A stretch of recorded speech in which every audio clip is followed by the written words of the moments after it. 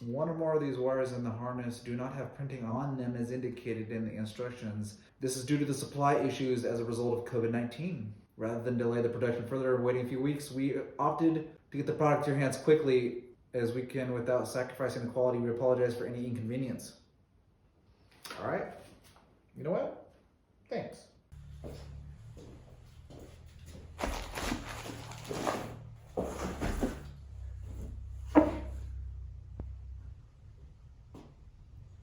In a few days, this garage is going to be a tip. So I need to help myself out best I can by staying as organized as possible at the beginning of rewiring this car, because I know myself, this job will eventually it'll get away from me as far as organization is concerned. It'll be dinner time and I'll just leave stuff, they'll put it away wet. In my opinion, that's the biggest thing. It's not just putting the parts on, it's getting everything as organized as possible. I've already unboxed the kit, and now all I'm gonna do is open up these wires, see which goes where. I'm gonna insulate it, I'm gonna tape it with this. I'm gonna tape it all up from the base, and if I need to cut it while it's in the car, who cares? I'd rather run into that problem when it's in the car. So that is, actually, let's start right now. I'm just gonna open this up, see where it is. Individually look at every single wire and tape it. I'll be back. Going through all these connections, which I have labeled. I don't need to label them, but I did just to familiarize myself with this whole unit. A few things I forgot. This right here is the wiper feed wire. I need to plug that into another adapter, harness, whatever you want to call it. And then these two. These are, which I will label these afterwards if I can find them real quick. Okay, these are the fog lights. These are the fog lights. All right, let's just start from the bottom. Yep, sure shit. This is the brake. I remember that from looking through my disassembly video, my unwiring. Anyways, here, let's go back to the bottom. These are the dash lights. They say it on this wire. And this is, it's mounted to the wiper motor support bracket. This is the horn headlight and fog light relay bank. All right. I forgot to label that, but I'm not sure if I'm going to because it stands out. Going down the list, we have the neutral safety switch and backup light. We have the radio, which I've wired, just zip tied because I'm not gonna wire that. This is also the radio. I should have labeled that, but I think they're close enough together, so I'll be able to remember that. This is the steering column. I'll be able to remember that. We have power windows, locks, power locks. I'm not gonna use this one with the schematics because you guys should be looking at the schematics too. I don't recommend you look at the schematics in the box because playing with it so much, you're gonna end up crimpling it. Look at it on your phone or print it out ahead of time because you're going to destroy that piece of paper. And who wants to destroy the piece of paper so early on in the installation process? This is the ignition. This is what the ignition looks like. It's kind of circular. I taped it. So this is the glove box. I think glove box courtesy light. Oh yeah, it goes to this right here. This is kind of long. We'll set this off to the side, but we're going to read everything. Right hand courtesy light plug. I'm about to figure out what these are. Actually, the left-hand door, these are the left-hand door jamb switch. I should have labeled them. In fact, you know what? This is how I do it. I want these to be kind of nice. This is how I label them. Bam. So we're setting this off to the side. This is the ignition switch accessory. That's why it was blurred out of the ACY. What the fuck? See, this is what happens. It's the brake pressure light. All right, so I left enough tape on there I can rewrite it. So brake pressure. Hopefully that dries off and we don't smear it. We have the cluster connection. That's what that looks like. Electrical speedo. This is the cluster connection as well, but these are different type of connectors. So the nice thing is, though they're labeled the same in the, as far as I know, I don't know, I have no idea what I'm doing, but the connectors are different. So though they're labeled the same, hopefully they connect up correctly. The turn flasher and hazard flasher, and they look a little bit different, but the connections are the same. The wire's a little bit different color, but so I labeled it that. Speedo ground. The front light switch.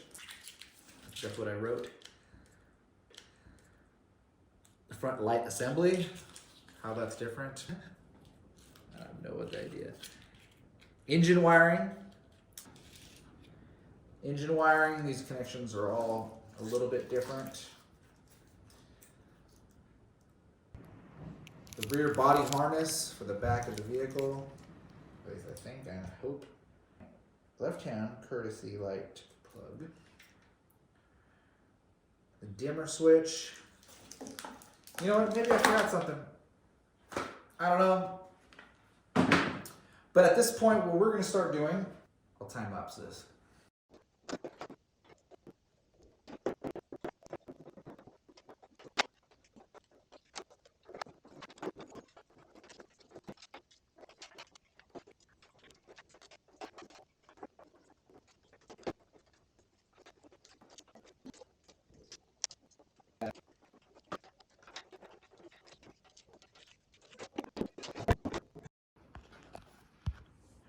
Oh, as a side note, I was looking for the fuses to go into the fuse box, looking for it in a bag, but instead I found them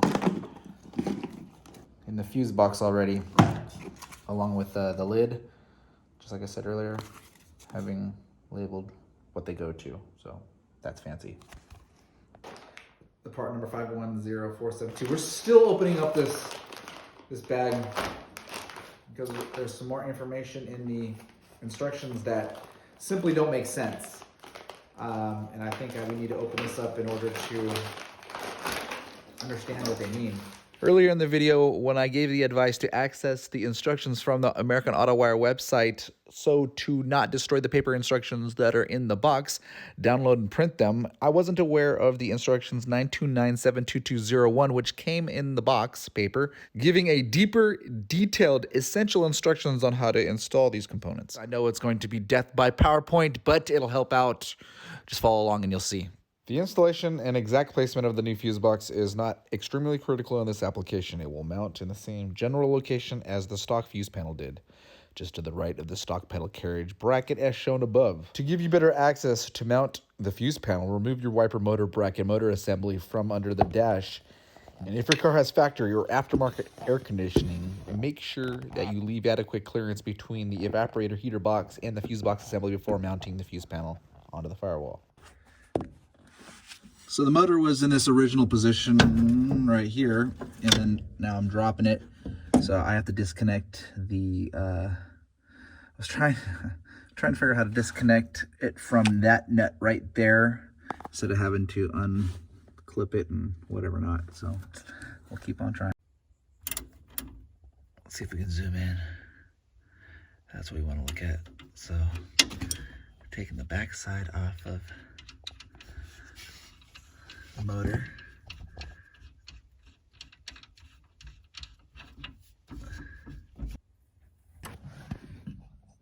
So I got that disconnected from that by squirting a little bit of that on it. So now this is coming out so that we can start drilling holes and putting the harness, electrical harness on that. We're going to clean it up a little bit ahead of time. The stock, clutch, and brake pedal assembly pose no concerns when mounting in this location.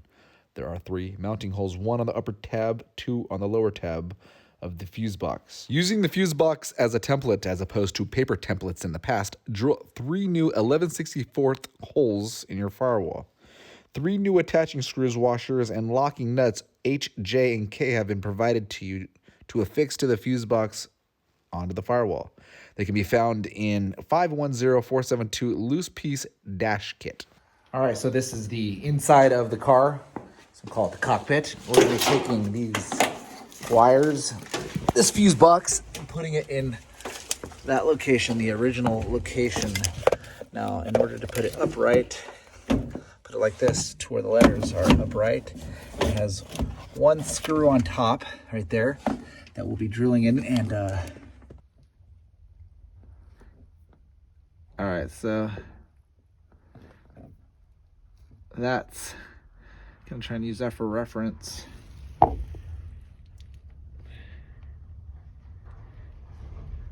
Look how close the measurement is between, if let's say if I were to screw this in right here, right on top of that brake screw.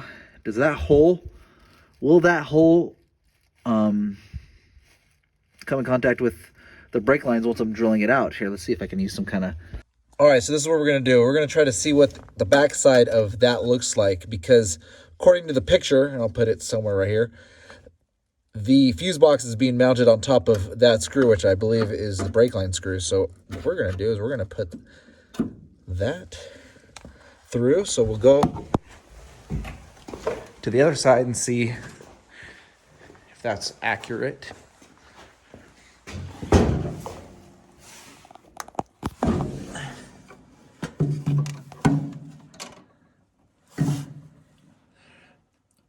All right, just for measurement's sake, let's see how far.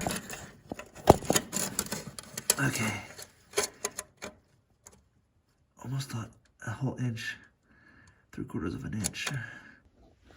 We're gonna mark it. All right, that scrape right there above that screw is roughly where the brake line is, which I'll end up under repainting that before I put this on. In fact, now that I have the brackets on, I probably should repaint a few things. Nonetheless, all right.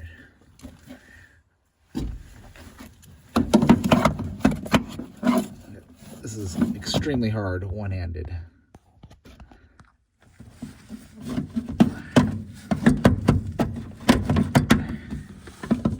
All right. Okay, look, yeah. Oh, look. I drill the holes right there and put on top. I see what they're trying to do here. That bag I just opened with this harness, the 510472, came with a bag of miscellaneous parts. I separated these because these are H, J, and K. K are these washers. I think we're gonna have, let's see here. It says H, J, and K. 3 pieces, so 3 of those washers. 1, 2, 3, and 1 more of those washers. What? Right there, yep. So.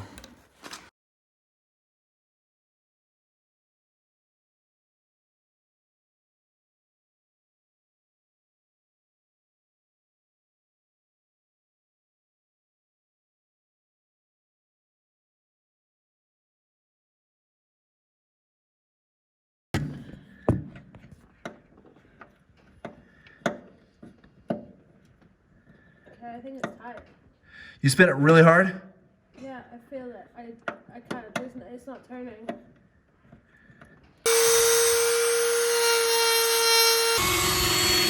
I decided to use the Dremel to carve out a little area, an indentation for that brake screw.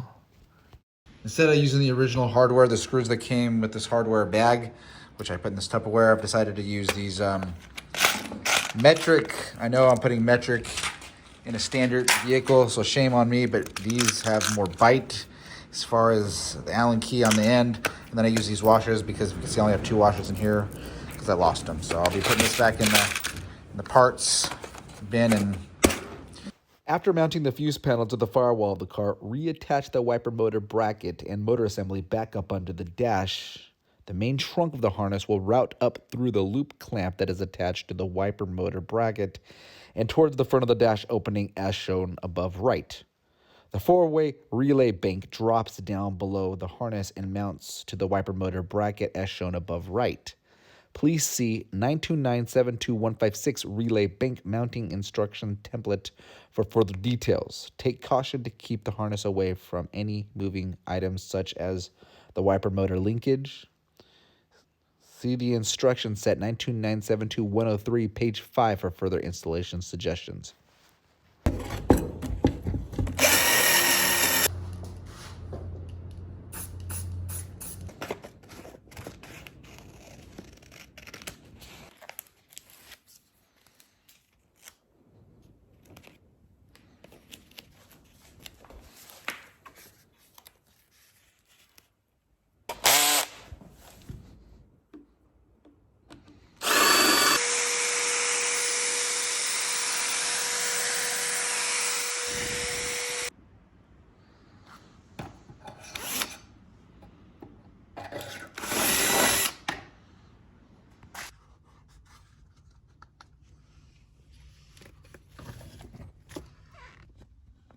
All right, so here's the fuse and the relay bank. I twisted the wires because I installed the relay bank to the support and installed the support all as one unit. So I think I'm going to disconnect the relay bank, spin it around, and reattach it right there. And yeah, let's see. I want you guys to get a good view of how this is installed.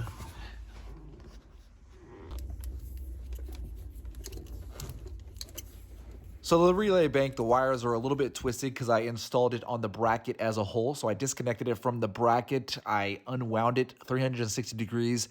I wrapped it in electrical tape, insulated it, and reinstalled it. All right, so I think this is the end of the video. I just need to screw on the windshield wiper motor to the linkages right there. And I'm gonna get those wires. As soon as I'm able to get the weight up off of it, I'm gonna try to get it over the fuse box. But this is the end of the video. I'm looking for sponsors, subscribers, commenters, especially if you see things done incorrectly, be nice. Otherwise, you're at risk of getting your comment deleted. Either way, hey, have yourself a nice day. And this video, hopefully I can keep it below 15 minutes. See you next time.